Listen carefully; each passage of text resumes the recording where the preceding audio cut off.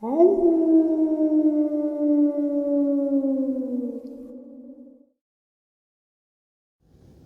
and salutations, everyone. I hope everyone is doing well and welcome to today's upload. Before we jump on into it, a couple quick links. As many of you may know, I rely on Patreon, PayPal, channel membership, and the merch to help the channel to continue to grow and go. Links to Patreon, PayPal, and channel membership is in the description below. The merch displayed directly under the video. Also, Dogman Frightening Encounters, Volume 1 through 3, the audiobook versions.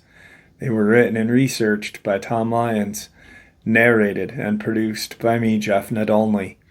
These audiobooks are available on Audible, Amazon, and iTunes, links to which are also in the description as well. And finally, last but definitely not least, if you'd really like to help support this channel to continue to grow and go, simply subscribe. It does not cost a cent. Click the like button, takes half a second. If you don't want to miss out on any of the informative uploads that I put out daily, click that bell icon, and folks, please leave a comment and share this video. Why? Well, because these things really do help the channel to continue to grow and go. They definitely do matter, and they are appreciated. And with that, I have taken far too much of your time. Let's jump in to today's upload, shall we? He did a lot of mission work, and while doing mission work, he had met Craig, the gentleman from Chile, and apologize for that. So by meeting Craig, he had learned a lot more, and the mission work that he did and still does, not so much physical anymore, was he would help impoverished communities by spreading the word of God, also by helping create wells, septic, all of the things beneficial to a culture or a small village living to the best and healthy ability they can. Now, on top of that, he did mission work in the States, and he was drawn to working with addicts. He had family members who had battled addiction and lost the fight to addiction. So his experience happened where he first had witnessed firsthand these creatures when he met Craig, the gentleman that shared the experience out of Chile. He was not a stranger to these creatures that we know as Dogman. He had seen 3 of them in an undisclosed area, and he does not want this area shared at all. He said, you can share roughly where it is, and it was on the Stillaguamish River, which is huge. It goes from the mountains all the way to Puget Sound. So if you can find this location, he said, all the more power to you. He just doesn't want anyone going out there, one, bothering any of the homeless communities that are out along that region, and 2, he doesn't want to feel the responsibility for anyone who goes out there and gets attacked by a dogman or a human being at that level as well. Now, he worked exclusively with addicts, and for a 70-something-year-old guy, he reminds me of my dad. Like, exactly. Like, I battled addiction for 20-something years. I got sober when I was 39, and I started using junk when I was 17. So 22 years of being an opiate addict. And my dad, like, still to this day would, like, he called me a junkie, which I was, but he didn't hold any punches. And then, nor does David, because it was funny. And I wrote this down because I thought it was funny of how he put it, being a former priest. He's, his mission work in this area of Washington. Junkies, the homeless, prostitutes, the godless heathens. And he laughed and he said, "No, I'm just joking." He said many of them have a strong belief in Christ and just kind of lost their way. And he said, Jesus dealt primarily with the kind of bottom of the barrel people, to help them. And I remember learning about that in church school, like second, third grade church school, when you hear about Jesus always helping, Mary Magdalene, prostitute, the homeless, the thieves, so that was his calling. So he goes and he is aware of this homeless community in a very isolated region of the Stillaguamish River. It's a drive to get there, and you got to park, and it's a hike to get in there. And when you do get in there, it's not like a homeless community you may think of, like in LA or whatnot. These are, you are in a tropical kind of rainforest. Washington, Oregon, all have a tropical rainforest, not like the South American kind, but they are definitely rainforests, not tropical. They are rainforests, excuse me. So they are dense, they are wet, humid, muggy, gross, and not the easiest thing to navigate. On top of having a couple tents here, a couple tents there. They are not one community. They are a bunch of homeless people that are aware of other homeless people being out in that region and setting up their little encampments pretty much away from each other. And he started to realize that when he first got out there, he had taken the hike out there, and he was in his late 40s and took his hike out there. While he is hiking out there, he had to go along the Stillaguamish.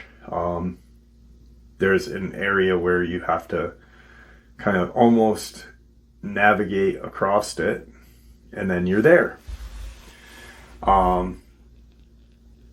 It was a deep and treacherous hike for anyone.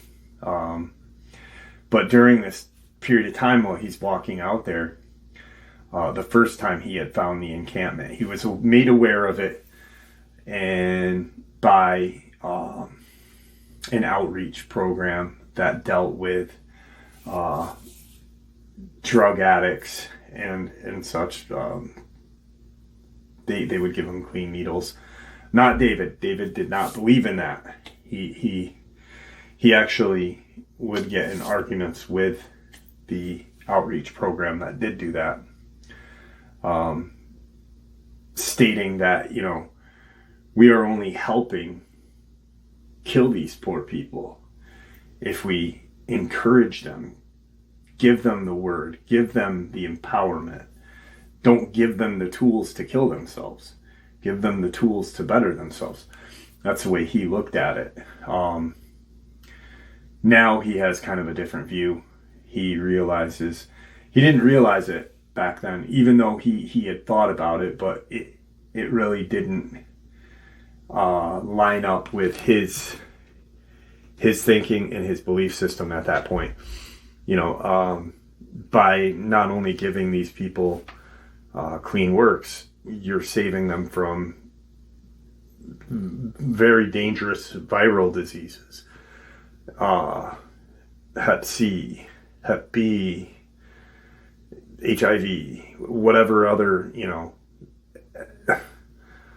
sepsis, using bad needles, whatever. But he always encouraged people to stop.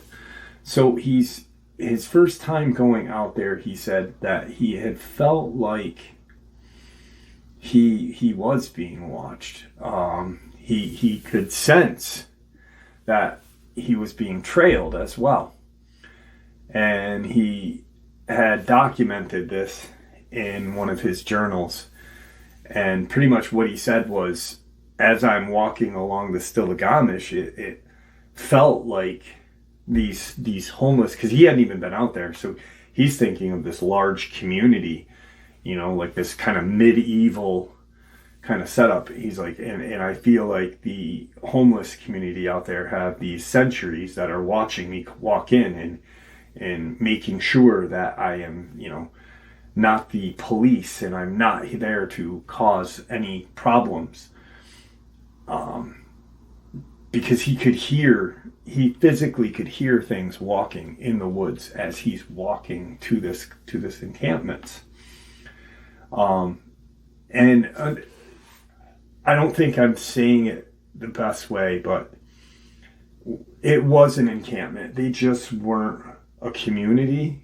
And I don't know how homeless encampments work, but I'd imagine that if there's a large kind of group of homeless in one area, that yes, there's going to be dangerous people, obviously, but there's kind of a camaraderie. If someone is getting attacked, quite possibly the other homeless may come to your aid.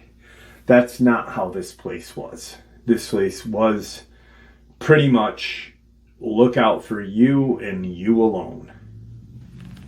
Now, he was looking for one group of people, a woman and her teenage son, older teenage son. He was in his late teens. And she was a heroin addict, prostitute, on top of being a mom, and homeless. Her son had been in foster care and had gotten to an age where he could leave the foster care. He just kept running away, pretty much, and everyone kind of gave up on him. And he went and looked for his mom. So he had gone to the outreach community in hopes of helping his mom, possibly, and him, of course, get into some sort of shelter, help with some sort of housing and stuff. So he gets into this very deep part of this rainforested area, and he approaches the first encampment that he comes to. No one was there. It was very depressing. He eventually found them after talking to a few other people and giving them, the word, asking them if there was anything that they needed, trying to help as much as he could. And he had a kind of a care pack with him, directly for this mom and son. And he finds them, recognizes the young man right off, and he comes walking up. He was very respectful to David. He had issues with his, mental issues, not mental issues, but his whole kind of mental construct was gone. You see your mom an addict, a prostitute, destitute. You don't have a good outlook. But he did. He really did. And he looked up to David and to other people in the outreach program. So when he saw David, he said, I remember seeing this young man, and he instantly ran over and gave me a hug and said, how are you? I can't believe you came out here. And he said, yeah, it's definitely, a hike. He said, and this is when he kind of found out that it wasn't kind of an all for one community. It was just one for one. He said, I was hiking in, and, I imagine that you guys have people that look out for you in the woods to make sure the cops don't come out and don't bust you guys, and any kind of issues going on. And he said, maybe it was someone watching you, maybe going to rob you. He goes, but we don't have any kind of community like that. There's nobody that's going to, look out for me and my mom. Nobody that's going to look out for, Dick and Jane over there. So it's just, and he's like, that's weird, because the second I left my vehicle and started to come into the area, when I was on the Stiligamish, he said it felt like someone was accompanying me. And he could tell immediately that this young man knew something, just by the way his face kind of dropped. And quickly changed the subject, got his mom. His mom came out, and he takes this, backpack off with the care package for them. Socks, essentials, water, socks, food, basic hygiene stuff. And he hands her the bag and says, this is for you. It's not much. It's what I could put together today. I wanted to see how you guys were. And, can I visit with you guys for a little bit? And she must have had her fix at the time, because she was not in a hurry to get rid of him. She would nod off and then go into her tent, come back out 20 minutes later and be better. Obviously shooting up. So they're talking, and it's about an hour and a half has gone by. And the young man looks at David and says, listen, he said, I'm not trying to be rude to you. He goes, but, it's getting to be dark soon. He said, you probably should hike out of here before it gets dark. He said, I'll walk you. I'll walk with you to kind of a midway point to make sure that you get out of here okay. That way I have time to get back here.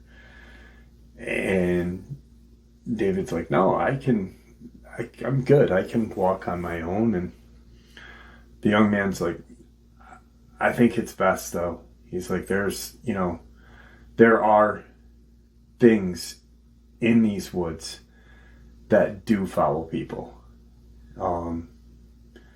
And it sounds like, that they kind of picked up on your scent. Maybe they're aware of, who you are. He was wearing his collar, so, and he's like, things, aware of who I am. And he's like, couldn't make sense of it. So he says goodbye to the mom,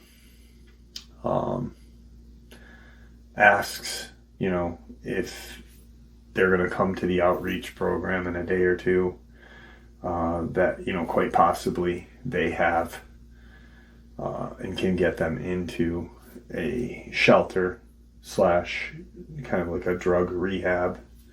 But your son would be able to accompany you. So he says his goodbyes, asks, kind of, make sure you come to the outreach. We'd love to get you into this program. Just to kind of get her in, to get her safe. And the young man ends up accompanying David out. And that's, David approaches the conversation again, kind of with, what did you mean things? Did you mean, people? There are people, he goes, because whatever accompanied me into the woods, they sounded human-like. They did not sound animal. The walking was bipedal. And the young man kind of looks at him and says, yeah, just a slip up. There is some dangerous stuff that goes on out here. And he kind of drops it, but it's kind of lingering in his mind, he said. And they get out of the woods, and David says, I can get my own way back now. He goes, go back to your mom. And the young man said, let me just walk you to this point. He said, I got to check on someone that has a camp over just up the river a ways in the woods over here. And, I know them, and I just kind of want to check on them. And so they get walking, and it's a good ways in, or a good ways out. He just says goodbye to the young man. The young man kind of turns and goes into this kind of trek of woods. David kind of just stands there and looks at him and watches him, because he's like, this is where, along this wooded area, is where whatever was following me in, whoever was following me in, was along this area. And he's like, maybe it's who he knows, and he unaware of. And as he's walking, he, turns, starts to walk out a little more. He doesn't get very far. He hears just this loud scream of kind of pain, agony, terror, a mixture of everything except some sort of physical pain.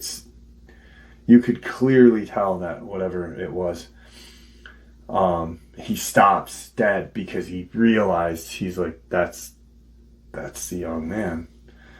And I'm not sharing their names because he doesn't have permission to share their experience. But it's his experience. He doesn't want to share their names. Just for the fact of anonymity. He doesn't know much more of what happened to them after this experience. So he turns and starts to walk back downriver.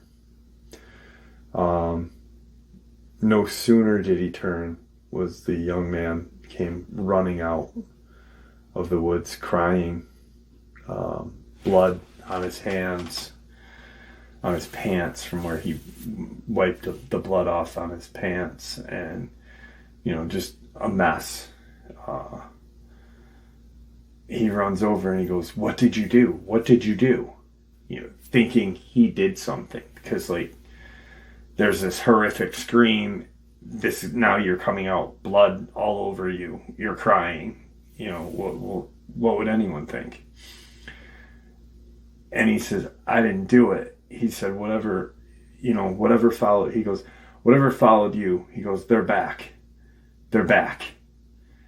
And he said to David, he goes, "You got to come with me." He goes, "You got to come with me, and you have to say a prayer."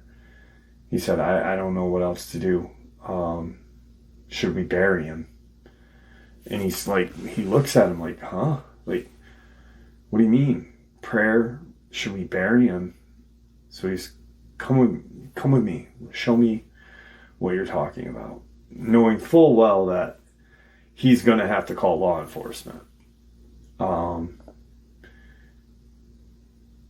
he looks at the young man as they're walking in, and he's trying to reassure himself, just whatever this kid shows us, whatever this kid shows me, show compassion. And, in the long run, I'm going to have to call the police if this kid did something. And I really like him, but damn it.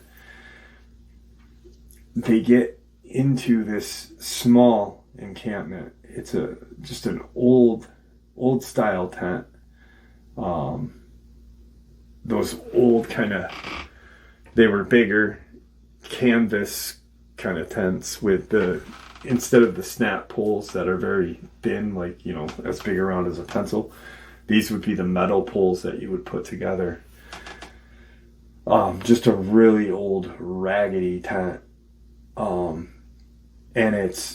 the campsite is just destroyed. The tent is half up, half down. It looks like any kind of outdoor table, a chair, buckets, everything was just thrown around. There was it looked like a war happened. And he goes immediately over to the tent and he's saying, "My name's Father David. Are you okay? I'm here to help you." The young man obviously didn't mean to do this. And the kid's like, "I didn't do this." He's like, "I didn't do this. What are you talking about? I didn't do this." And he goes into the tent and looks, and he sees this just middle-aged man violently attacked and killed. There's what appears to be claw marks on his person, on his chest, on his face. What looks to be bite wounds. Just a lot of blood. His body is barely recognizable. It is in tatters. And he looks at the young man and he goes, "What did you do?" He goes, "And how?" He goes, "How did you do that?" And he goes, "You think I would kill my father?" And he stops. And he looks at the young man and he instantly said, "Your father?" And he said, "That's my dad. That's my father." He said, "Why would I kill my father?" He goes, I visit him every day." He goes, "I told you that they are back." And he's like he goes, "You got to come with me." He goes, whatever did this is still out there. He said, to the young man, he goes, you got to come with me. He goes, we got to go to the police station. He goes, we got to notify law enforcement. He's like, I can't leave my mom. He's like, they're back. I've got to get back to my mom. And he instantly just turns and beats feet the way they came in. Leaving David right there. As he's getting ready to leave, he's taking a better observance of everything, kind of so he can notify law enforcement. And he's trying to figure out if indeed the kid did it, so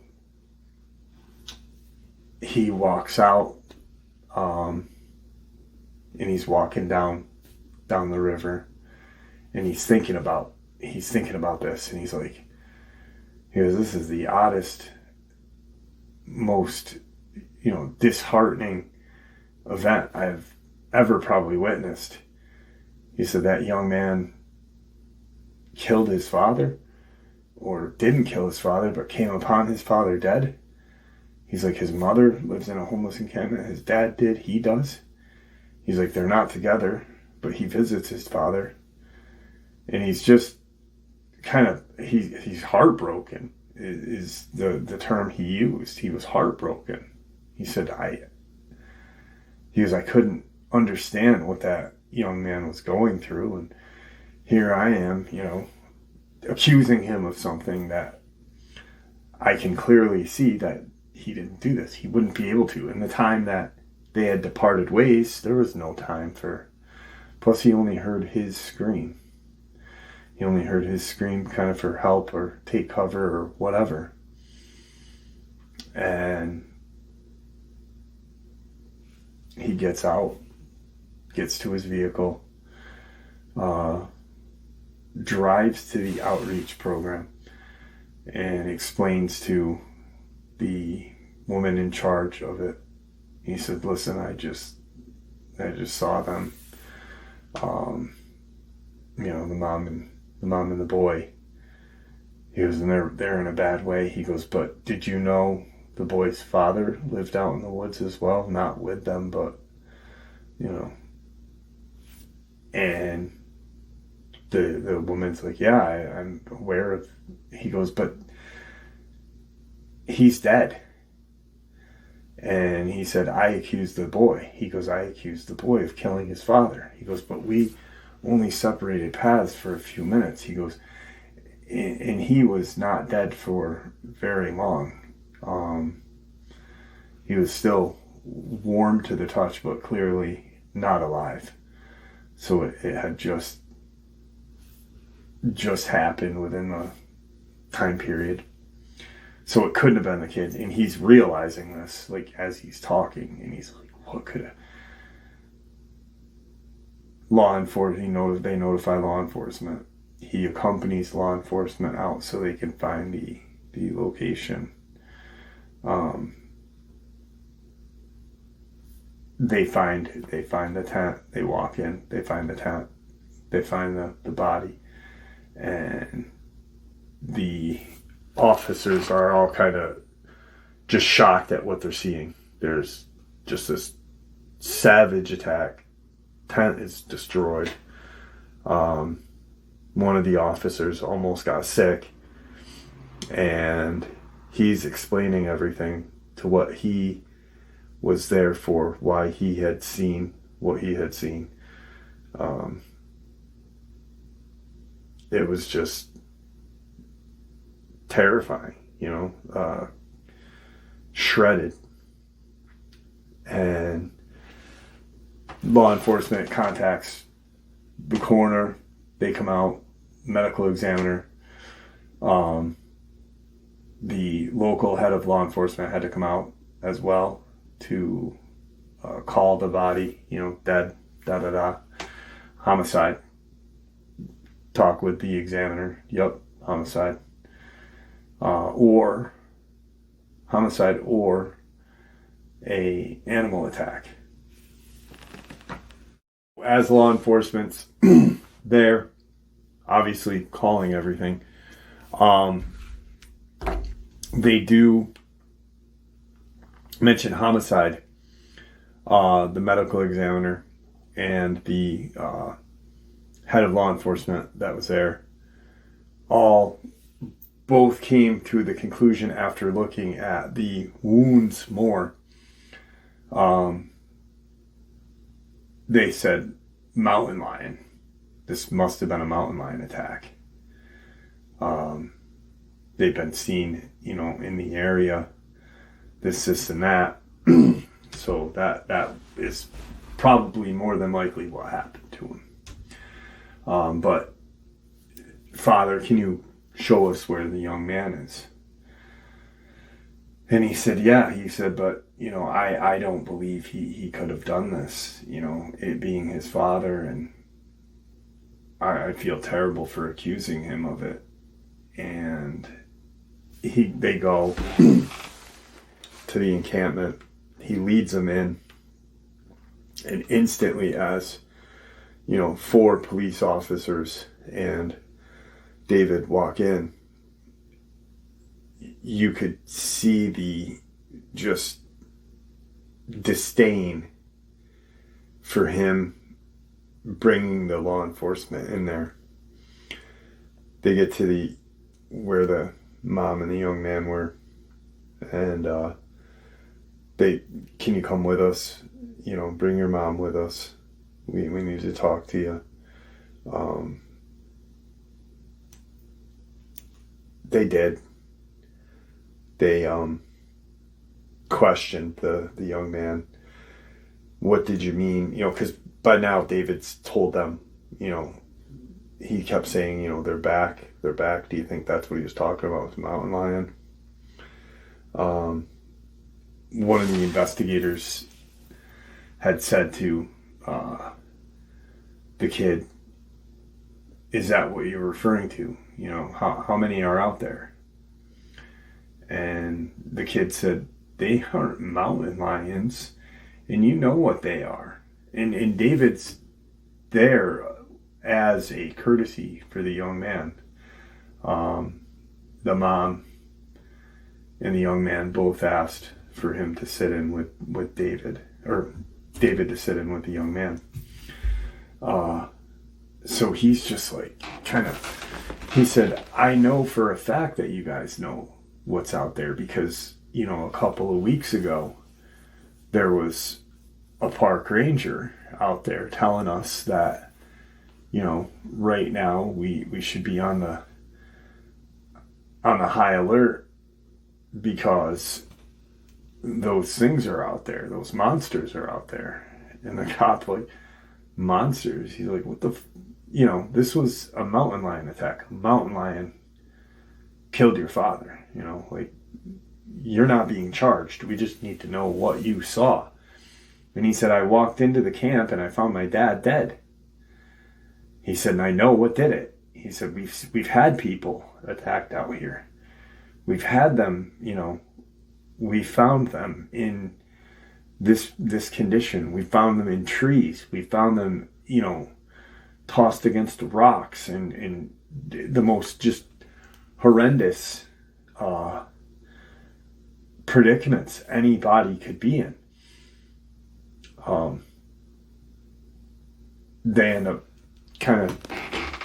they made a mockery of the kid.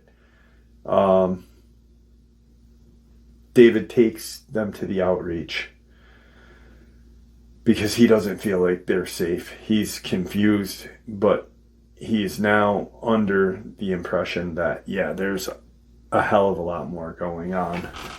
And he does get them into that facility at that point.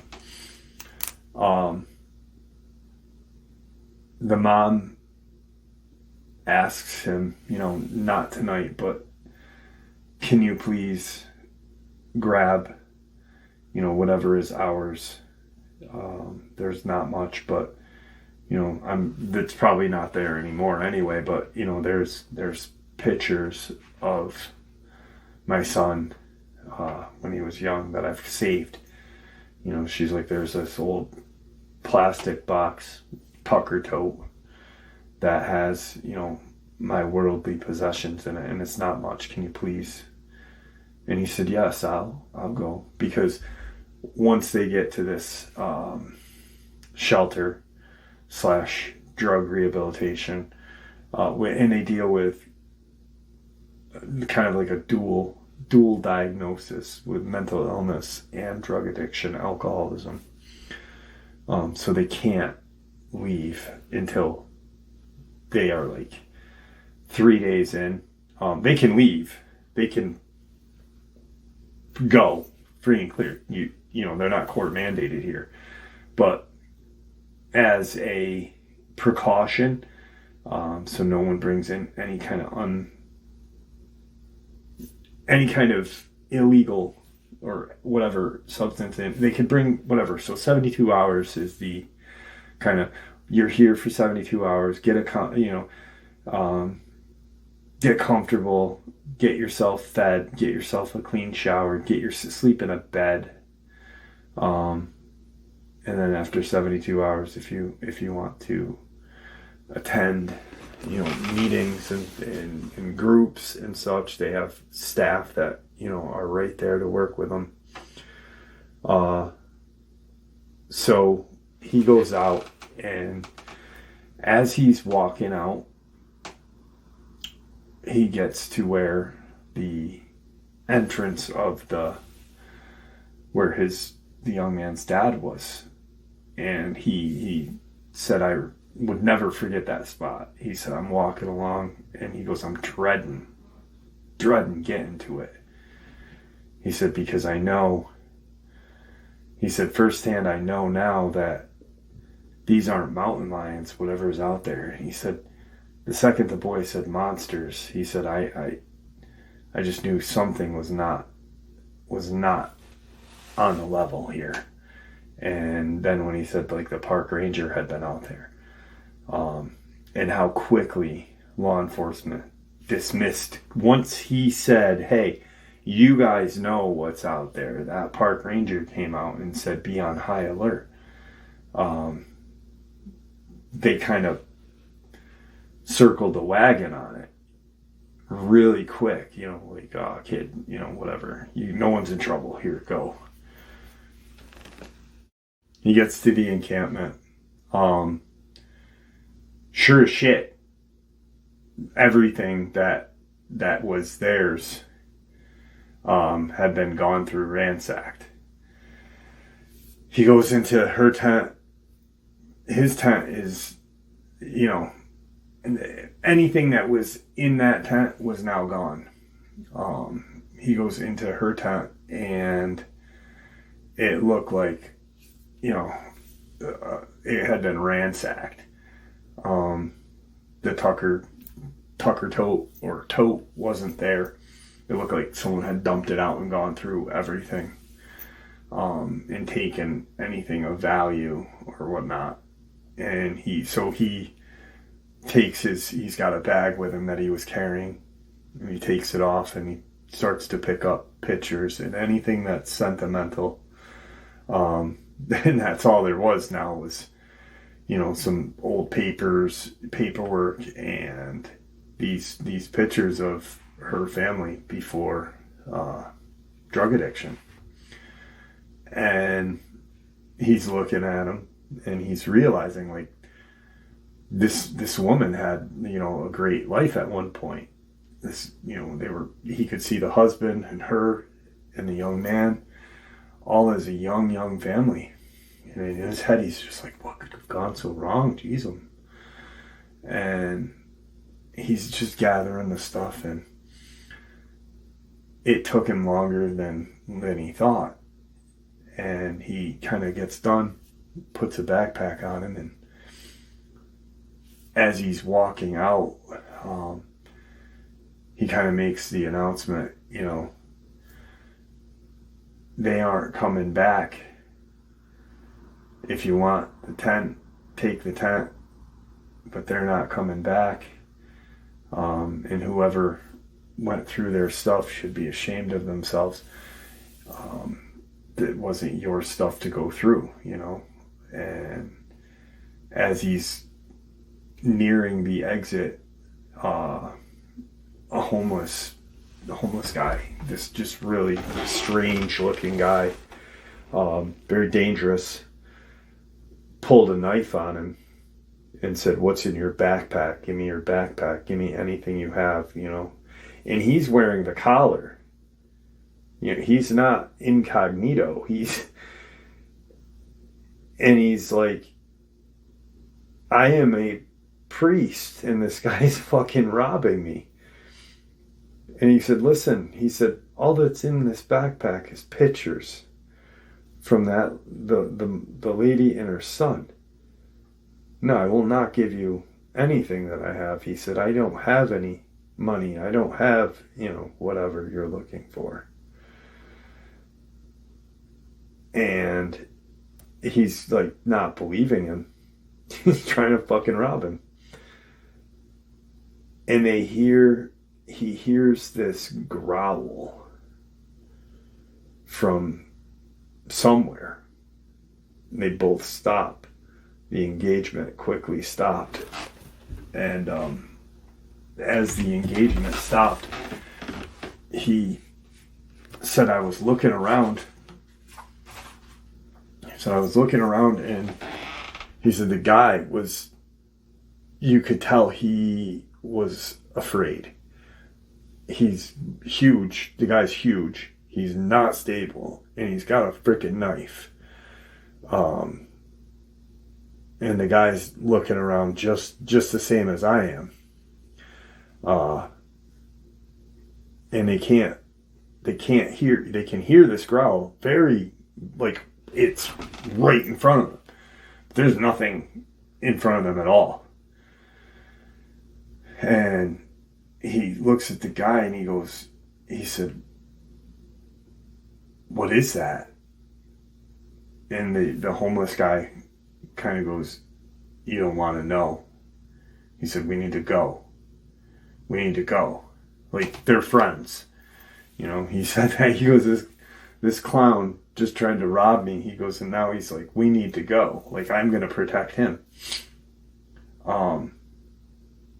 He said, "For some reason, as I'm hearing these growls," he said, I just, you know, took kind of one last peek around me, and I looked at him, and he's kind of looked behind him as well.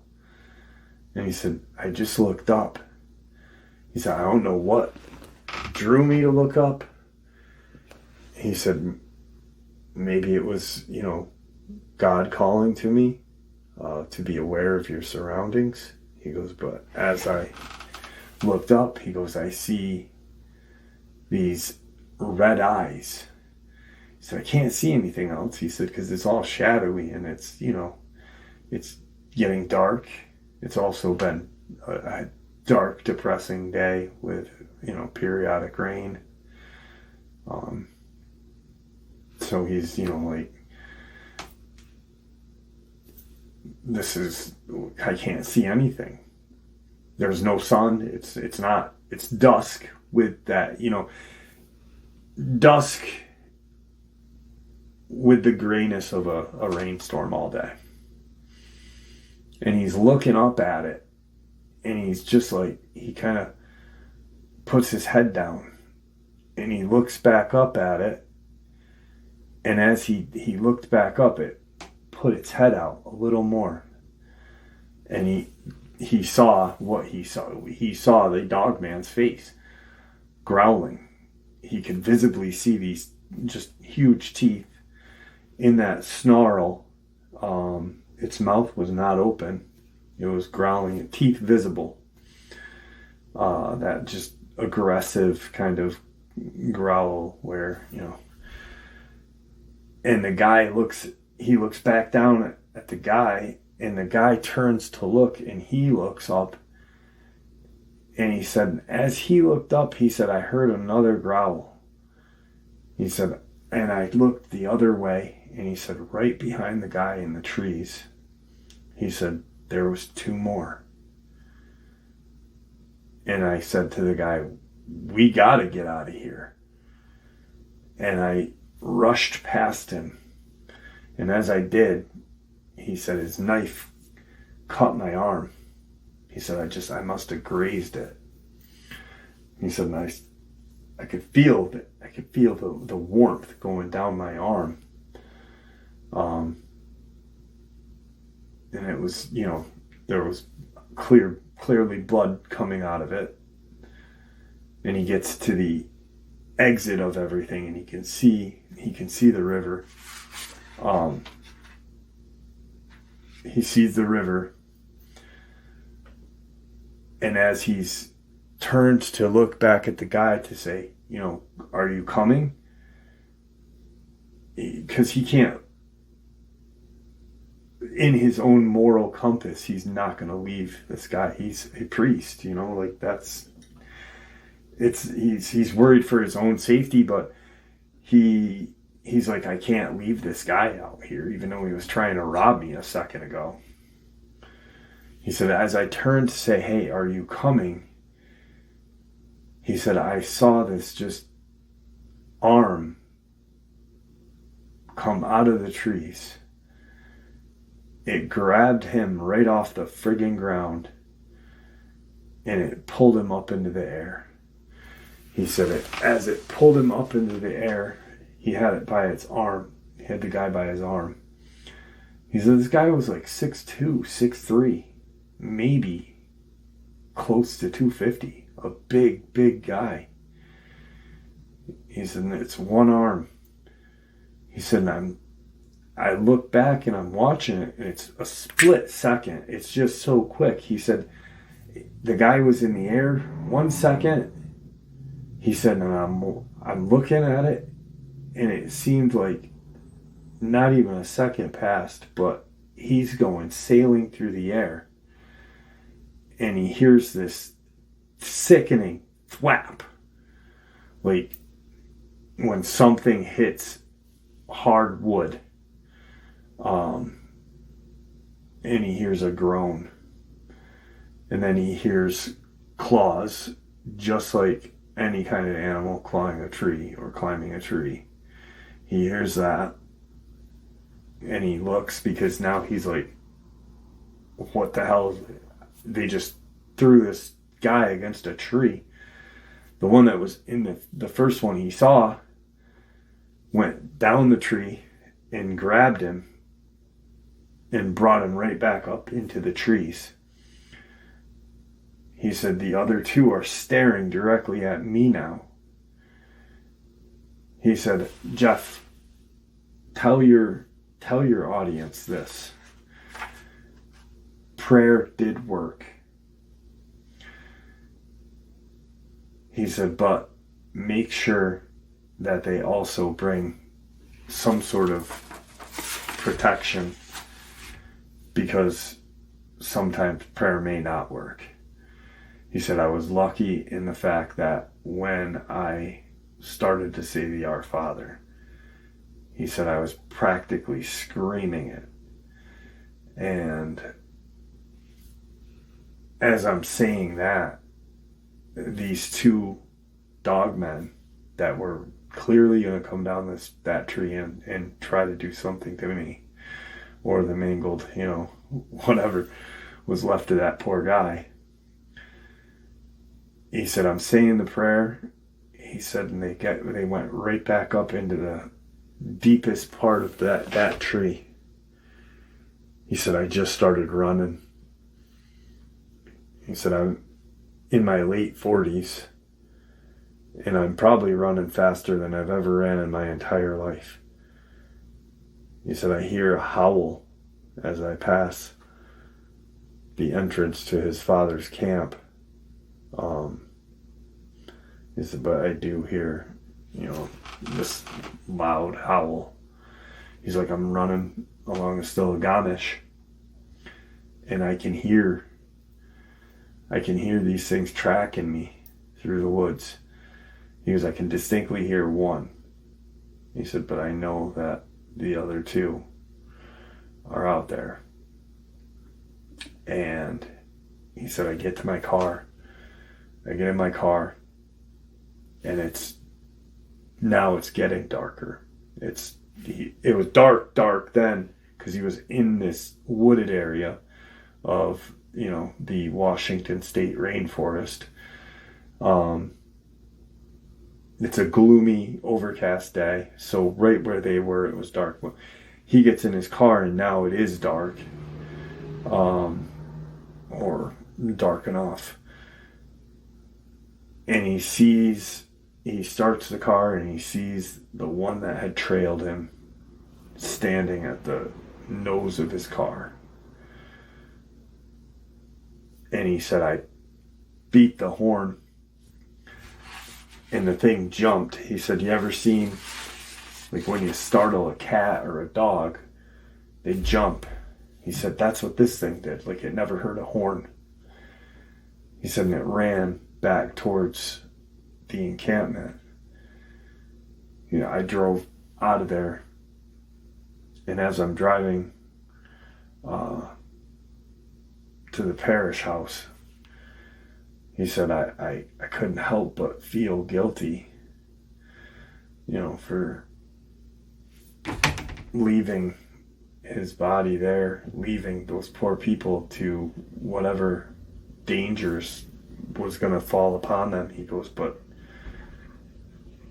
I had to, I had to leave. I was scared. As he quickly leaves, he goes to the parish house, gets calmed down, calls the Outlook or the outreach program, and asks if they had settled in. Sure enough, they had. So after that night, he couldn't sleep. The whole night, he was thinking about what he had seen. And he came to the conclusion that these were demons. They had these bright, burning red eyes. They were just anything that a demon would and should look like, these things look like to him. And he said to himself, like, if I went there, if I went and talked to them, he said, it would make it that much more real to me, witnessing that guy get killed. Not saying anything about it. It was emotionally distressing. He said, so I took as many jobs that morning that I could take to get it off of my head, to get it out of my head. Normally he would perform morning mass, which he did. But at that point, after morning mass, he would do, other kind of odd jobs, odd parish jobs, or whatever you call them. But he's like, I went to the church, I went to the hospital after the church. He said, I normally on this day, he said, I wouldn't perform the sacrament of the Eucharist. He said, but I did, so I wouldn't have to go to the Outlook program or the outreach program. He said, but then I'm there and I realized that how close the outreach program shelter is. And he's like, and I have her sentimentals. And he's like, I couldn't not give them to her because of I'm dealing with something that, he's like, I'm supposed to be the backbone of the church and community. So he goes there and he explains to her and her son, like, your tent was completely empty to the kid. If you had any clothes in there or anything, blankets, whatever, there was nothing left in there. It was just bare. Same as the mom, minus the photos and any kind of sentimental that had gotten dumped in their tent, in her tent. So he gives him the photos and stuff, and he says to the kid, he says, listen, normally this outreach shelter doesn't do this. He said, but, and it's not like your average homeless shelter. There are counselors, there are staff on duty 24/7. They will help deal with addiction, this and that. But kid, you're not an addict. But you've had some traumatic stuff happen, so the director agreed. If you go to classes and get your GED, and if you can do anything that we ask, any kind of help, you're good. So he's, got a setup now. He's going to get a GED, this and that. As he's walking out, the director catches him. Oh, they agree. They signed the paperwork. And they did. Supposedly, last he knew, they did better themselves. Last he knew. But as he's walking out, the director says, come in here. And he does. And she points to a monitor. Just an old TV.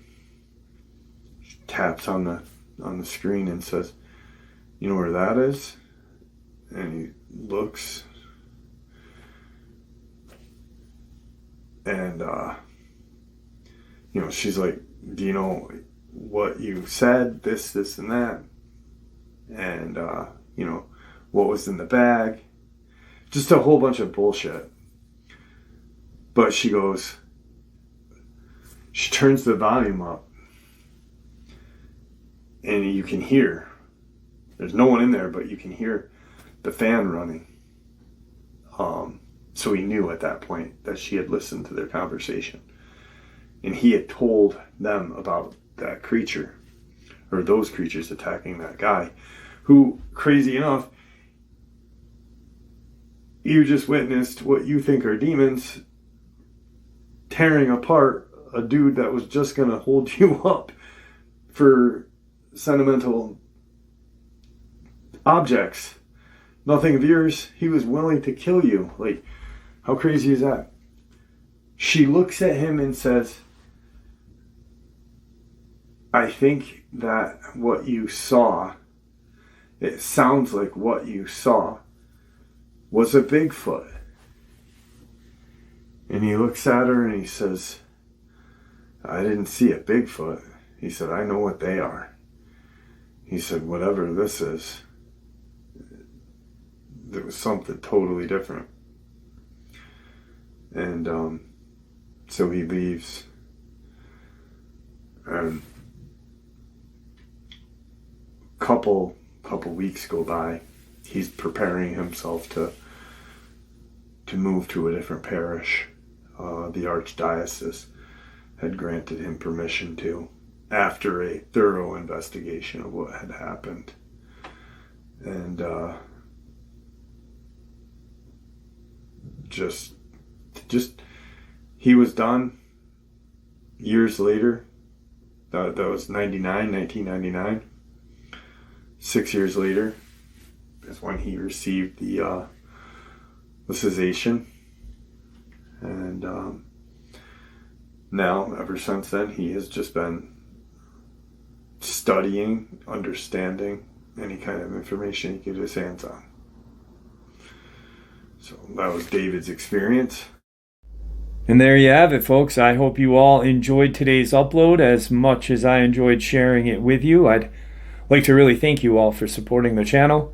It is, after all, your support that helps this channel to continue to grow and go, and what gives us all a place and a chance to share these experiences and theories judgment-free.